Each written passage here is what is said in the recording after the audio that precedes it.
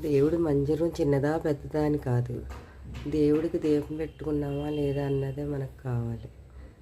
ఎంత చిన్న మందిరమైనా సరే మనస్ఫూర్తిగా దండం పెట్టుకుంటే మనకెంతో ప్రశాంతంగా ఉంటుంది. ఆ ప్రశాంతత మనకు డబ్బులో కట్టా ఏమి ఉండదు. మనం దేవుడికి దీపారాధన చేసుకుంటే మనస్ఫూర్తిగా రోజంతా కూడా మనం ప్రశాంతంగా ఉంటుంది. ఫ్రెండ్స్, నిత్య దీపారాధన చేసుకున్నా సరే చాలా మంచిదండి. దీపం మాత్రం పెట్టుకోండి ఇంట్లో ఎవరైనా సరే. మంగళవారం కూడా చాలా మంచిదండి ఆంజనేయస్వామిది. మీరు ఆంజనేయస్వామి కూడా దీపం పెట్టుకోండి. ఎవరైనా చేసుకోలేని ఉంటే దీపారాధన చేసుకోండి. మంగళవారం చాలా బాగా కలిసి వస్తుంది.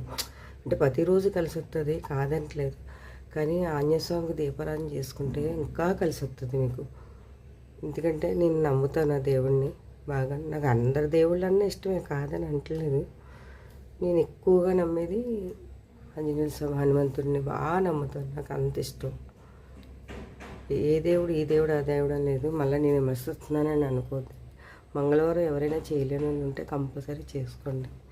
ఆంజనేయ స్వామి దండం పెట్టుకోండి. మీకు 2 వారాలు 3 వారాలు ఏదో మీకు తేడా చూపిస్తుంది కంపల్సరీ ఎవరైనా సరే.